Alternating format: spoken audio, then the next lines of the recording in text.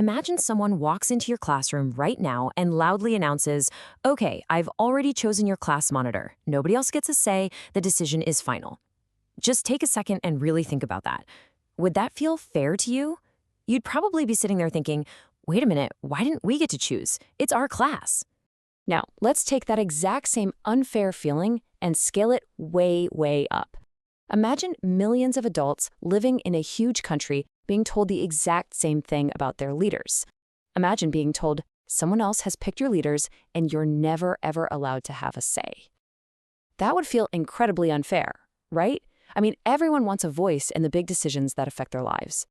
Well, there is a powerful solution to this unfair scenario, and it's called democracy. A democracy is basically a system where citizens actually get a voice. They're given a real role in choosing who leads them, rather than just having leaders forced on them without any choice at all. And the main way citizens use this powerful voice? Through voting and elections. Okay, let's dive into exactly what happens when people use that voice. You see, an entire country of millions of people literally cannot sit in one room and make every single daily decision together. It would be way too loud and honestly total chaos. Instead, citizens vote to choose a representative.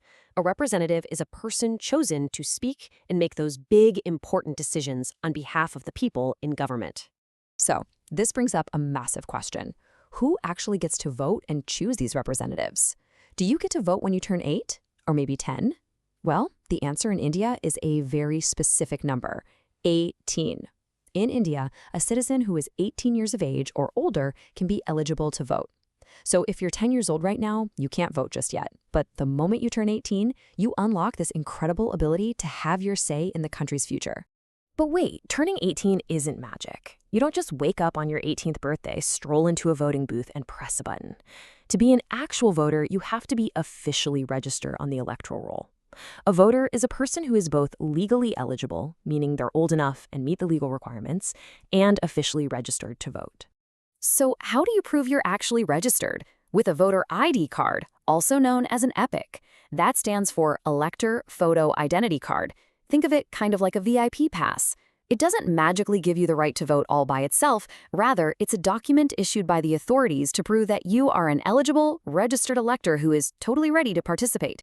Now, let's do another quick imagination exercise to see how we protect that choice. Imagine your teacher asks everyone to secretly choose their absolute favorite storybook for the class library. But as you're writing down your choice, another student stands right behind you, looks over your shoulder, and basically threatens you to change your answer to their favorite book. Would your choice really be free? No way.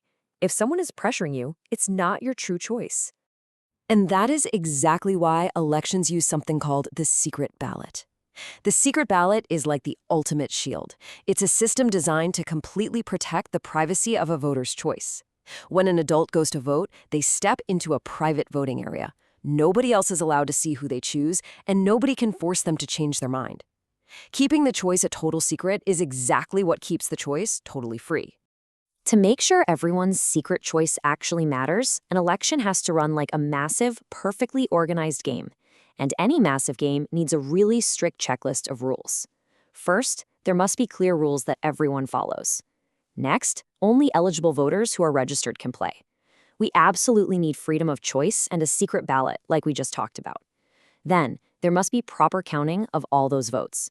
And finally, you need neutral administration, someone fair and independent in charge of the whole shebang. But who is that neutral person in charge?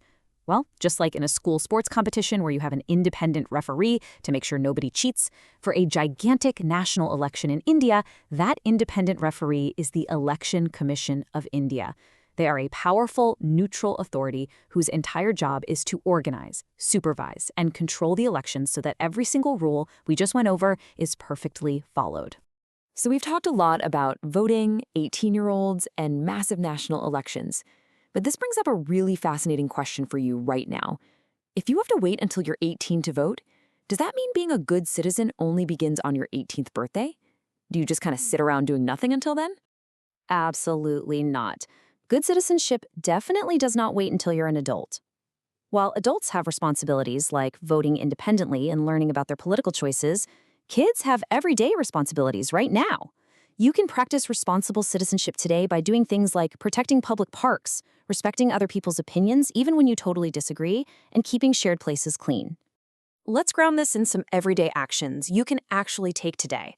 If you're at a park, responsible behavior means using the dustbin, protecting the plants, and leaving the playground clean for the next kid.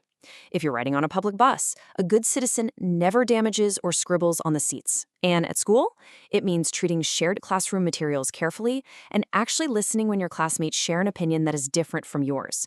Because, disagreement is perfectly normal in a democracy, and learning to listen is a huge part of being a citizen. When we bring all of this together, it forms a really simple equation. You have rights, like the right to play in a public park, ride a bus, or eventually, the right to cast a vote.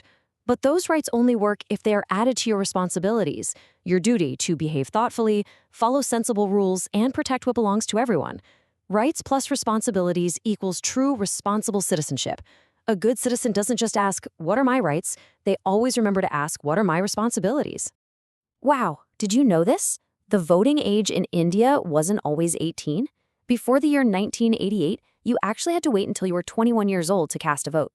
But in 1988, a special law officially lowered the voting age down to 18. With just that one change in the rules, millions of young adults suddenly gained the incredible power and the massive responsibility to have their voices heard in India's democracy. You might not be 18 yet, but you absolutely have the power to be a responsible citizen today. So, what is one thing you can do tomorrow to make your community a better place?